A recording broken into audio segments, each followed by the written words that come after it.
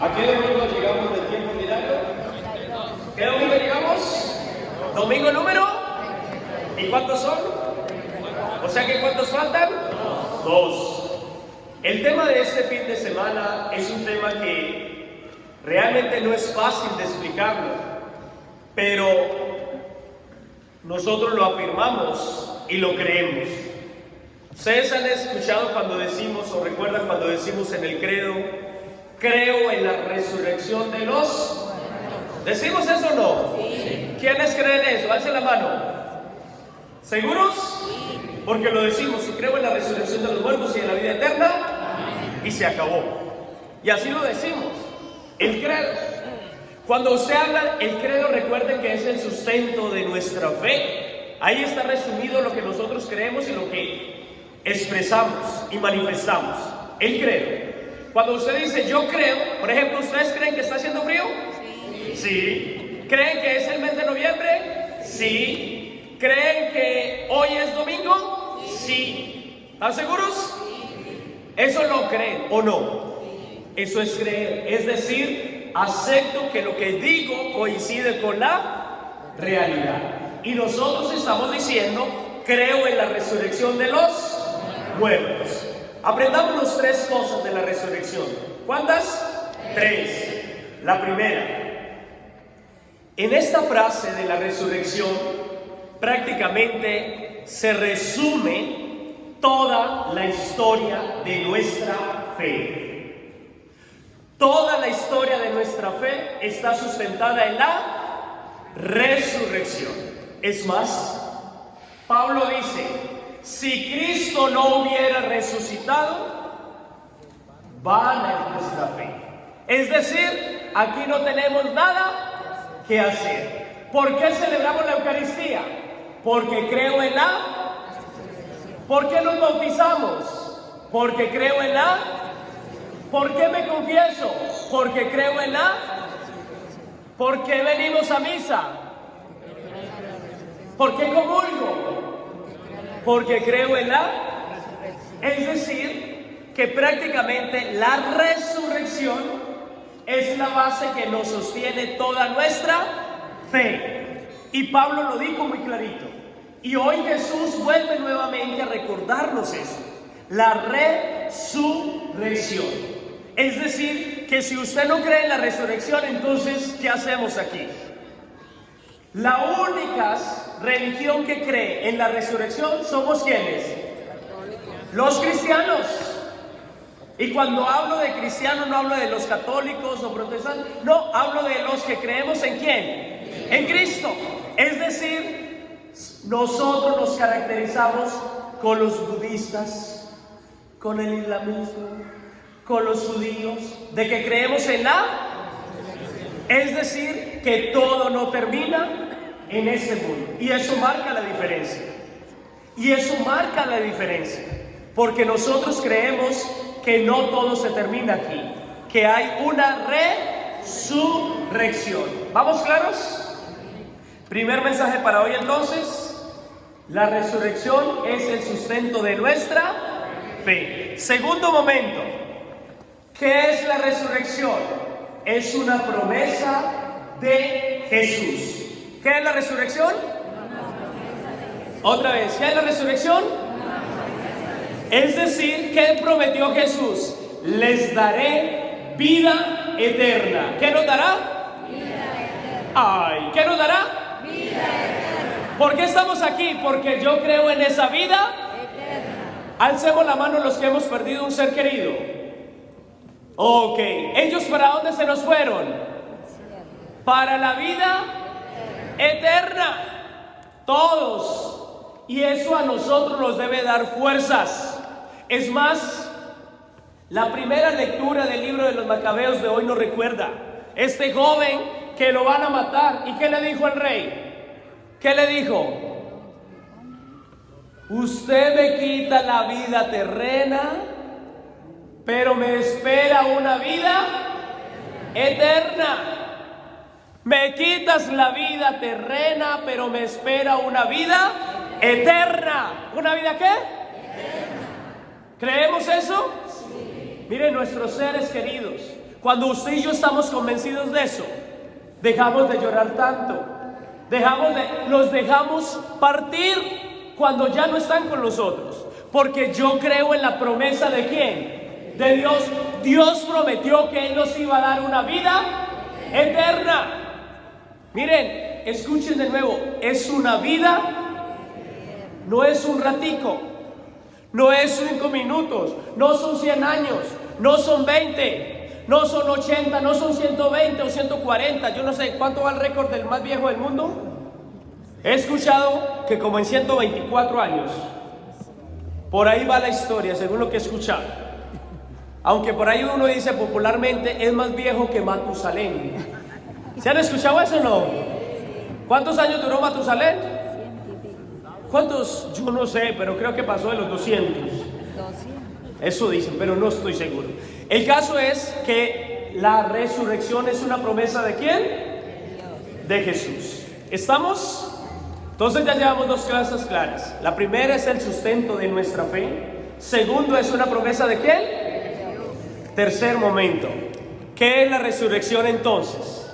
Si Jesús lo prometió, Pablo lo define y me encanta esa definición que Pablo da. Pablo explica la resurrección de esta manera.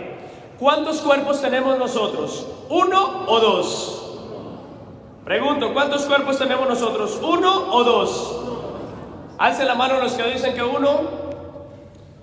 Ajá, por eso se la pasan comiendo y casi no vienen a misa.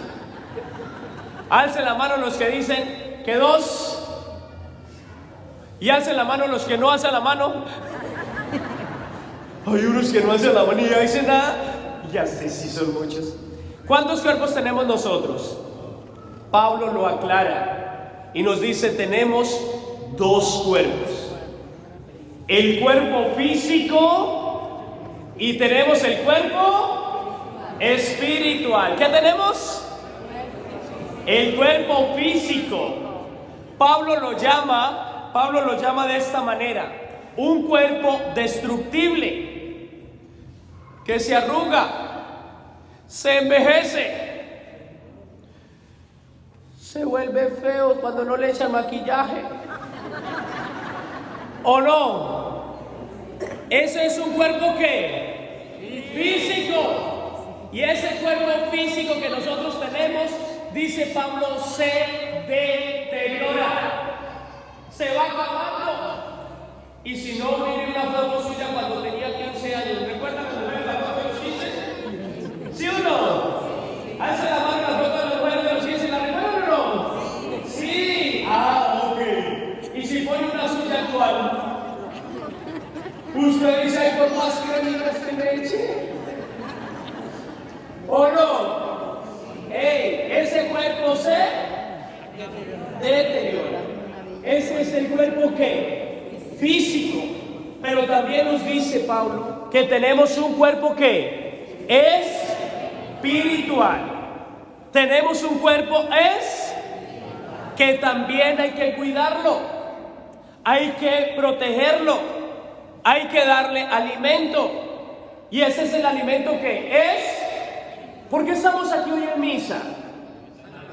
¿Para alimentar qué? El espíritu. ¿Para qué comulgamos?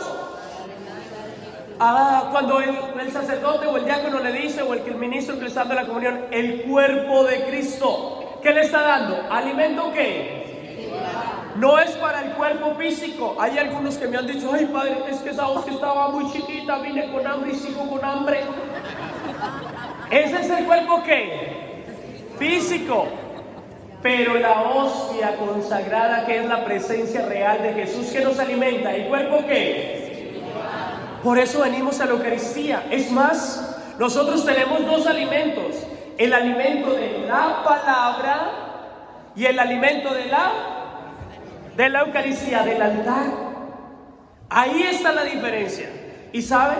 Cuando nosotros somos conscientes de alimentar el cuerpo físico, también seamos conscientes de alimentar el cuerpo espiritual. Y entonces Pablo dice: cuando morimos, ¿qué es la resurrección? Háganlo así para que no se les olvide, háganlo así conmigo. Una transformación. ¿Una qué? Otra vez. ¿Una qué? Una vez más. ¿Una qué? Y entonces dice Pablo, de este cuerpo mortal a un cuerpo espiritual. De este cuerpo mortal a un cuerpo espiritual. Es decir, que cuando nuestros seres queridos se nos han muerto, ¿qué ha sucedido? ¿Se han qué? Transformado. El ejemplo más claro que uno puede hablar para decir esa transformación es una oruga. ¿Sí conocen una oruga o no? Sí. ¿Qué era una oruga antes de ser mariposa? Un gusano que se arrastraba por el piso, que arrancaba por el piso y uno lo veía, ¡uy, un gusano! ¿O no? Pero entró en un proceso de ¿qué? ¿De qué? ¿Y se convirtió en qué?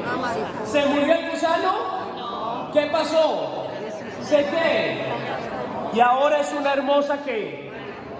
Exactamente, pasa lo mismo con nosotros. Nuestro cuerpo mortal se transforma en un cuerpo espiritual. Y entonces incluso nos dice que la resurrección es un cuerpo diferente. Incluso nos redefine ahí un cuerpo que no es físico. Porque algunos, por ejemplo, al verse dicen, ay no, a mí no me vayan a cremar, porque después ¿qué me van a sacar? No, la resurrección no es con el cuerpo físico. Ese se acaba.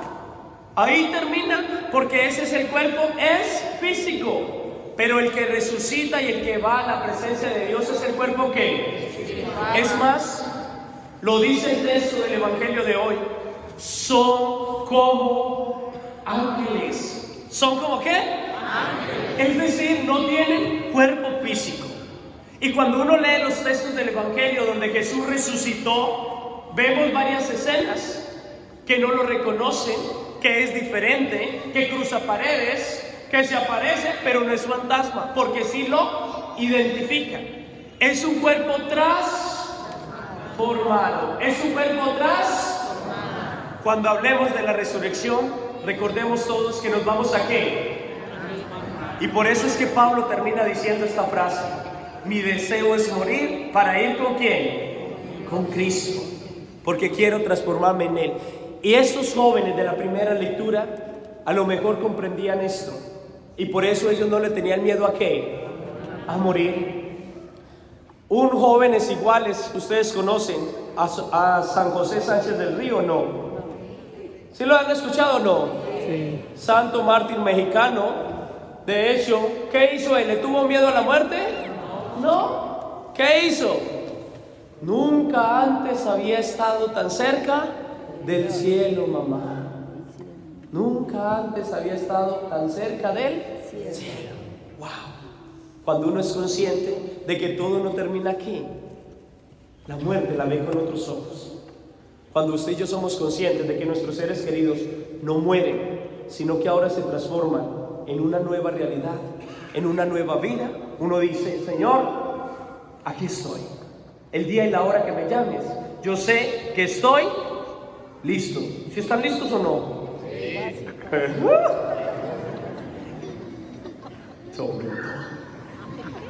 Lo más duro y lo más fuerte para un ser humano es ese momento.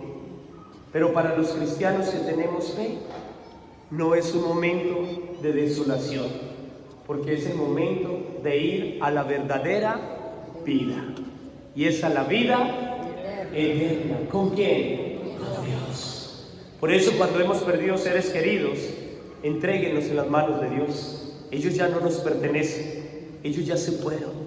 Y si ellos ya se fueron, hay que dejarlos ir, porque ellos ya se transformaron en esos seres espirituales de Dios. Amén. Amén.